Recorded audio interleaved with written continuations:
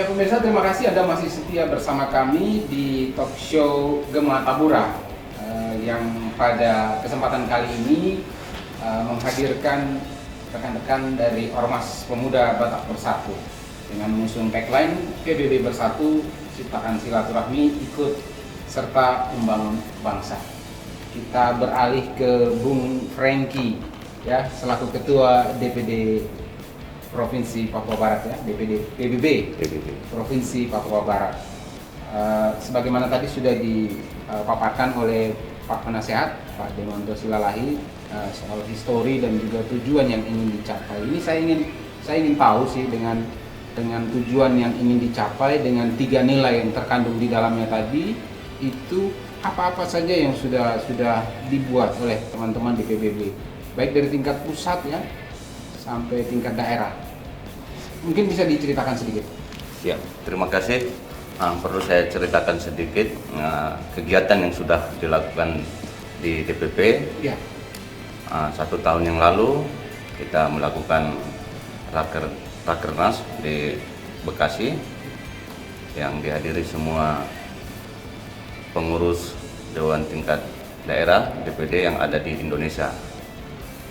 Terus bulan yang lalu DPP PBB Papua yang ada di pusat mengadakan lomba golf yang disponsori oleh suatu perusahaan BUMN yang ada di Jakarta.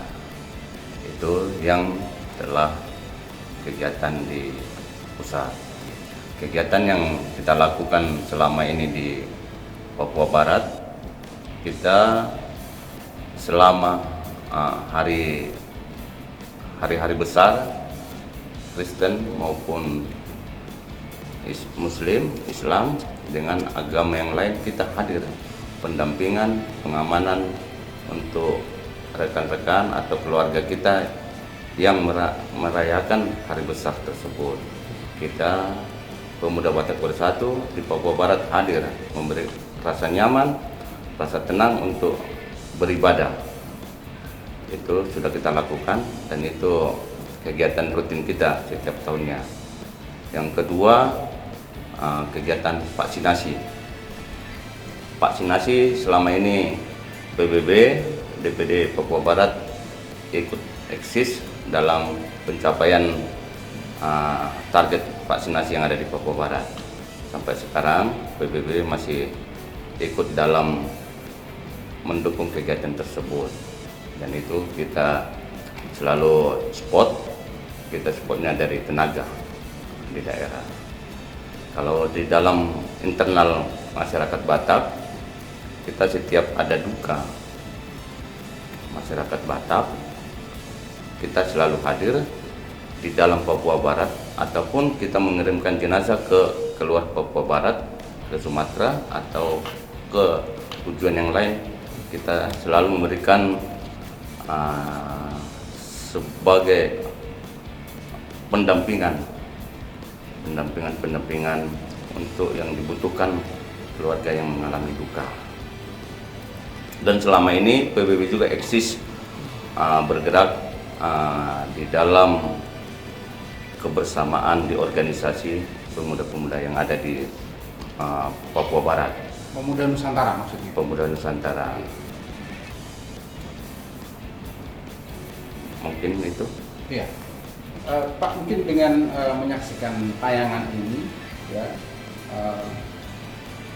masyarakat mungkin bertanya, ini kira-kira sebenarnya PBB ini keanggotaannya seperti apa? Mungkin bisa disampaikan kriterianya. Oh, persyaratan. Bergabung menjadi anggota ini, mungkin bisa sedikit diberi penjelasan. Oke, terima kasih. Persyaratan bergabung ke organisasi Pemuda Batak Bersatu tidak sulit.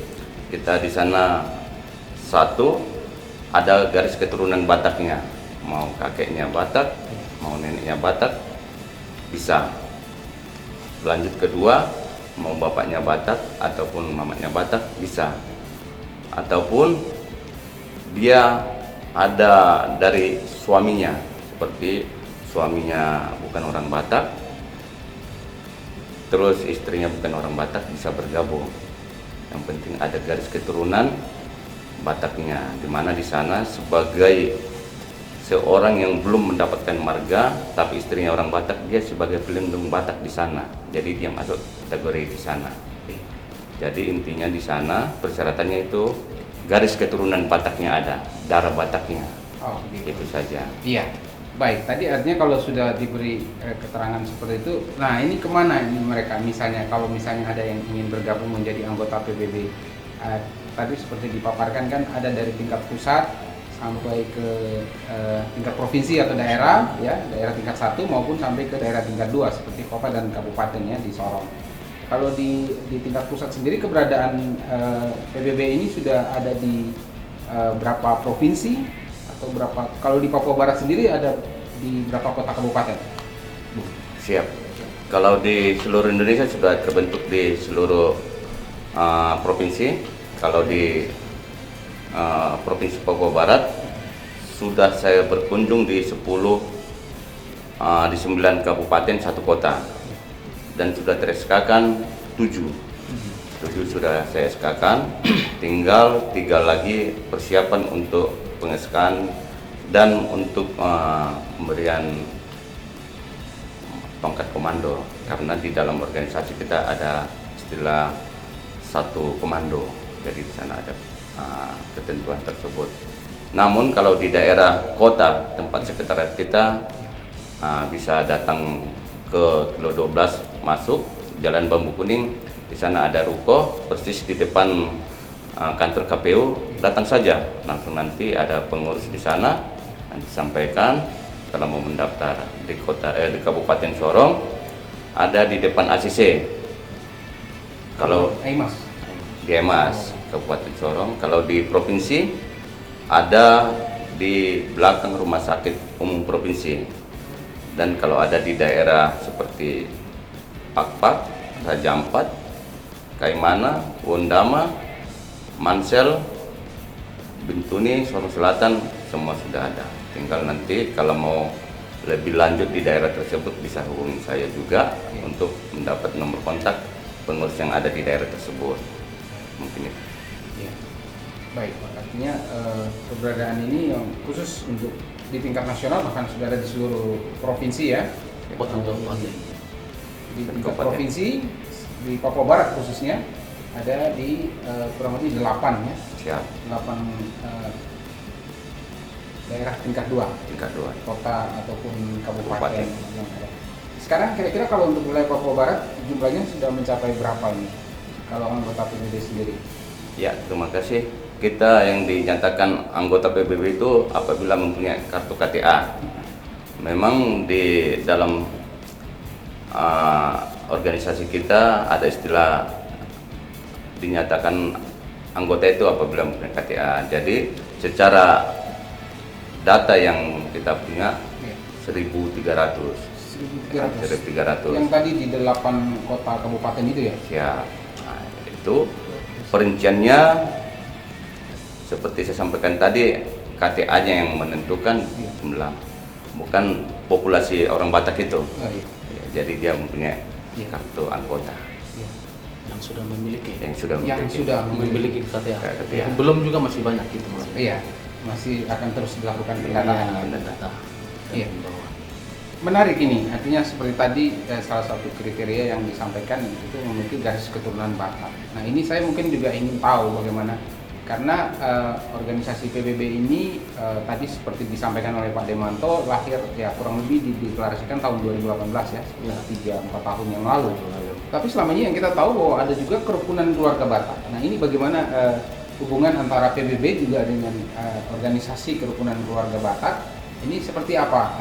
Apakah PBB bagian dari kerukunan keluarga Batak yang selama ini sudah sejak dulu berjalan, ataukah seperti apa? Mungkin Pak Demanto selaku penasehat bisa memberikan sedikit penjelasan terkait ini. Terima kasih. Jadi kita secara historis kepengurusan kita itu dari pusat namanya DPP dengan pengurus pusat dan juga ada DPD maupun DPC ya, tingkat 2. Jadi hubungan dengan kumpulan yang ada sudah ini ya saya kira secara hierarki tidak ada, tapi secara organisasi mungkin kerjasama ada, jadi bersinergi dalam setiap kegiatan karena kedua organisasi ini kan sifatnya sosial, Ya, jadi saya kira tidak ada yang menjadi katakanlah menjadi benturan, tidak ada. Jadi apa yang kita laksanakan juga barangkali organisasi yang sudah ada bisa ikut, begitu juga mungkin kegiatan organisasi yang sudah ada, kemudian organisasi partai yang sudah ada, ya PBB kita juga kadang-kadang saling mengundang begitu. Ya. Saling bersinergi. Saling bersinergi. Bukan untuk bersaing. Saya kira karena sama sifatnya sosial. Iya, semua sifatnya tujuan yang sama ya. Iya. Iya. Baik, artinya dari pemaparan yang Bapak sampaikan itu berarti boleh dikatakan secara tidak langsung bahwa kerukunan keluarga Batak juga merupakan bagian dari PBB, demikian pula sebaliknya. Iya. PBB merupakan bagian dari kerukunan keluarga Batak yang itulah sudah ada atau sudah berjalan selama ini. Iya. Nah, hal berikut yang ingin saya gali itu artinya begini, dalam konteks paguyuban ya atau kerukunan ini keluarga Nusantara lah istilahnya. Tapi saat ini di wilayah Provinsi Papua Barat, bagaimana kira-kira organisasi PBB ini membingkai diri dalam konteks kearifan lokal atau dalam kebudayaan penduduk asli di sini. Sebagaimana kita ketahui ya, Papua merupakan sebuah provinsi yang agak unik ya, dengan sesuatu kekhususan tersendiri. Kearifan lokal. Kearifan lokal tadi. Tetapi mungkin untuk memberikan penjelasan panjang lebar yang pertanyaan saya tadi akan saya berikan kepada Bung Franky setelah jeda komersial berikut ini.